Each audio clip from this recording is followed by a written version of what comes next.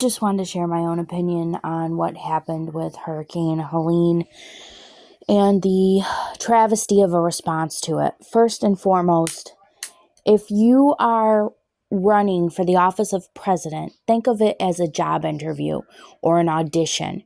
Kamala is auditioning to be president. And right now she is in a special position where she can utilize the power she already has as vice president to do a lot of good. And especially when we have a president like Joe Biden, who is basically incapacitated. Now, I know people are going to excuse, well, she's powerless. If that's the case, then how is it somebody who is supposedly totally out of power, like former President Donald Trump, is doing more good, more help than Kamala ever can? And yet she is vice president and effectively president right now.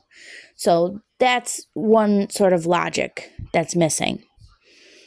Secondly, you don't need to be president in order to get Congress to help. In fact, the Speaker of the House right now could reallocate funds. So the Republicans are on the hook too. Everybody's on the hook.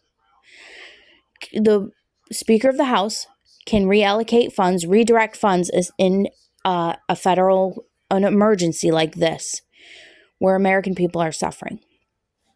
Now, if I'm running for president, I'm going to be president of everybody, not just the people who voted for me. Let's remember that.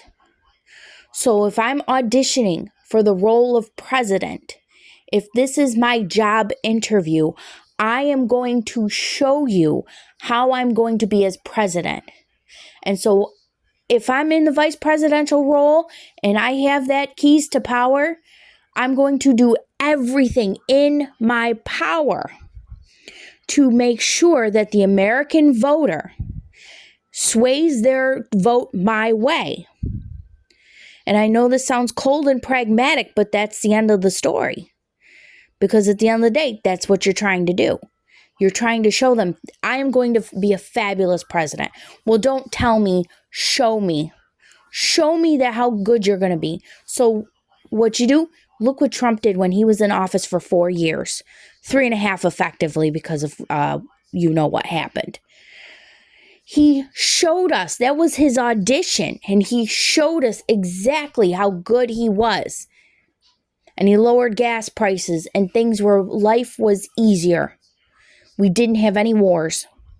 And we were starting to bring manufacturing back to the U.S. Now, if you don't like Trump, well, guess what? Maybe he showed you how bad he could be, okay, right? But even then, if he was as bad as he wanted to be, gas prices were still lower. You can't change that. Gas prices in 2018 were significantly lower than they are right now while we're in the thick of a Harris-Biden presidency. And you cannot argue with that fact. I know it hurts your feelings, but we cannot argue with those facts. So if that was as bad as Trump could be, if you don't like him, think about Biden and Harris right now. Harris, is this as good as she's ever going to be?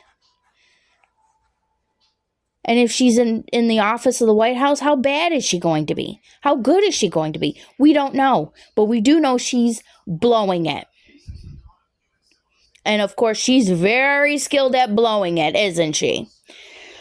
Well, anyways, that's my lousy take on everything. And I'm praying for our country because help isn't coming. The only one that's going to come for us is Jesus. But as far as the government, the 9 most terrifying words in the English language are, I'm from the government and I'm here to help.